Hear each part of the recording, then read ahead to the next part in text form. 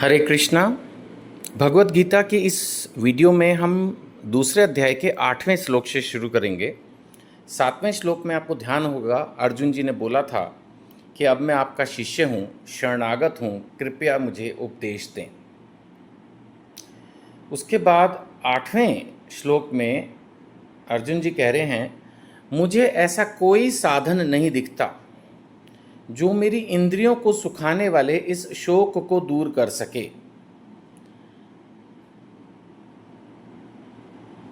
स्वर्ग पर देवताओं के आधिपत्य की तरह इस धन धान्य संपन्न सारी पृथ्वी पर निष्कंटक राज्य प्राप्त करके भी मैं इस शोक को दूर नहीं कर सकूंगा। उन्होंने 7वें श्लोक में अर्जुन जी ने शिष्य बनना स्वीकार किया और 8वें में एक तरह से अपनी प्रार्थना को एक्सपैंड कर रहे हैं और बोल रहे हैं कि मैं बहुत दुखी हूँ और कितना भी धन मुझे मिल जाए, धन धान्य संपन्न सारी पृथ्वी, धन धान्य संपन्न, हमें तो थोड़े पैसे भी मिल जाएं तो हमें लगता है कि हम बहुत खुश हो जाएंगे। एक मकान मिल जाए, ऑब्वियसली खुश होते हैं, मैं ये नहीं कह रहा, लेकिन हमारी ऐसी सोच रहती है कि शायद खुशी टोटली मनी पर डिपेंडेंट है। बट अर्जुन तो कह रहे हैं धन धान्य संपन्न सारी पृथ्वी मिल जाए और उस पर भी निष्कंटक राज्य, यानी कोई अपोजिशन नहीं, टोटली सब मान रहे हैं कि हाँ जी अर्जुन ही राजा है या युधिष्ठिर की बात है। बोल रहा है कि अगर मुझे ऐसा मिल जाए तो भी स्वर्ग पर देवताओं के आधिपत्य की तरह स्वर्ग के जैसा भी दुनिया मिल जाए, धरती पर पृथ्वी पर निष्कंटक राज्य मिल जाए, तब भी नहीं लगता है। एक तरह से कहीं ना कहीं ये श्लोक भी भगवत गीता की इंपॉर्टेंस को प्रूव कर रहा है कि अगर हम अपने जीवन में भौतिक संपन्नता पा भी लें तो भी हो सकता है कि हम कंफ्यूज हों, तो भी हो सकता है कि हम दुखी हों। मैं हमेशा इस पर एक एग्जाम्पल सोचता हूँ कि जैसे सपोज हम हिल स्टेशन में गए और वहाँ के बेस्ट होटल में बेस्ट व्यू के साथ हम हैं और बालकनी में खड़े हुए पहाड़ों और बादलों को निहार रहे हैं, तो उस वक्त हमारी मानसिक स्थिति क्या होगी? बिलीव मी, इस बात पर डिपेंड करेगी कि कमरे में जो आपकी पत्नी हैं उनके साथ आपका रिलेशन कैसा है। अगर आप झगड़ के बालकनी में आए हैं तो वही बादल, वही पहाड़, वही होटल सब बेकार लगेगा, गुस्सा होगा मन में, उदासी होगी। और वहीं अगर आप कहीं एक ऑर्डिनरी किसी सड़क पर भी चल रहे हैं और मन खुश है तो वही जो कुछ दिख रहा होगा बहुत अच्छा लगेगा। तो कहीं ना कहीं मानसिक स्थिति हमारी भौतिक स्थिति से ज़्यादा इम्पॉर्टेंट है और उसको सही रखने के लिए हमें शास्त्रों का अध्ययन करना चाहिए, भक्तों का संग लेना चाहिए। अब यहाँ पर अर्जुन ने शास्त्र सुनने की इच्छा इनडायरेक्टली प्रकट की भगवान कृष्ण के सामने, उन्होंने उसको नॉलेज दी, तब जाके उनका ये दुख जो बोल रहे हैं कि मुझे कोई साधन नहीं दिखता जो मेरी इंद्रियों को सुखाने वाले शोक को दूर कर सके, कोई साधन नहीं था। फिर जब भगवत गीता का ज्ञान प्राप्त हुआ तो वो इंद्रियों को सुखाने वाला शोक दूर हो सका, है ना।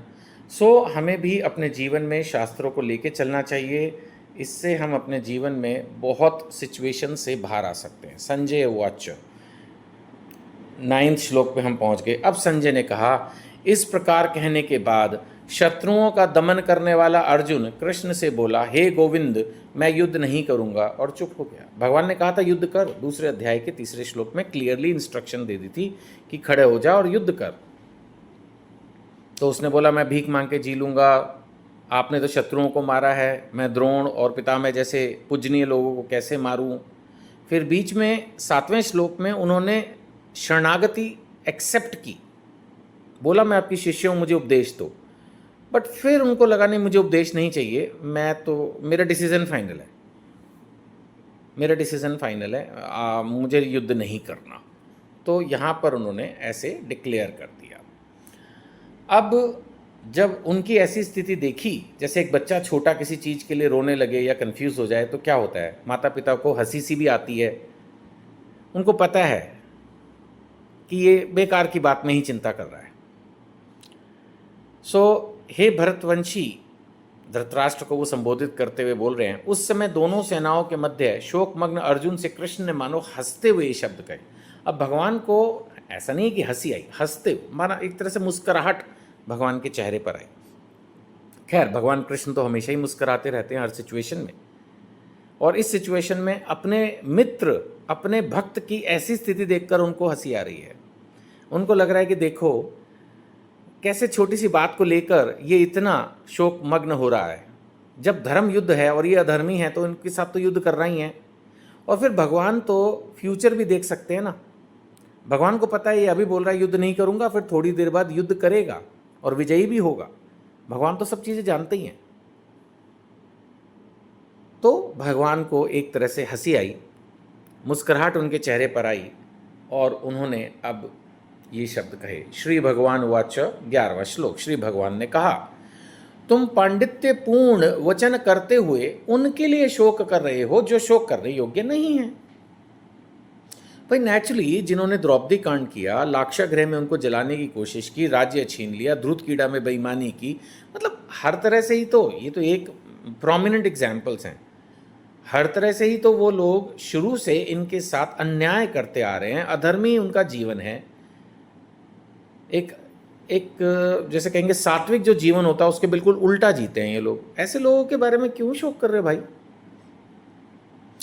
फिर वो चले गए आत्मा के स्तर पर एक तरह से इनडायरेक्टली। जो विद्वान होते हैं ना जीवित के लिए ना मृत के लिए शोक करते हैं।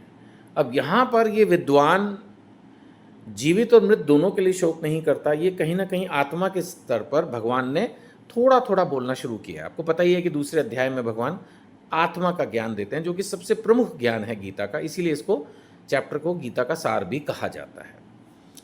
तो चलिए इस वीडियो में इतना ही। आपसे यही प्रार्थना हमेशा की तरह, प्लीज़ शायद कुछ और लोग धरती पर भी इस तरह की वीडियो देखना चाहते हों, भगवत गीता पढ़ना समझना चाहते हों और उनको ऐसा लगता हो कि ये तो बहुत मुश्किल किताब है, बट मेरे ख्याल से आप सुन रहे हैं, आपको लग रहा होगा, मैं ऐसी आशा करता हूँ कि ये आसान है। सिर्फ मुश्किल है इसको खोलना और पढ़ना शुरू करना। एक बार खोलेंगे, पढ़ना शुरू करेंगे, बहुत आसान है और बहुत क्लियरली इसमें भगवान की इंस्ट्रक्शंस हैं।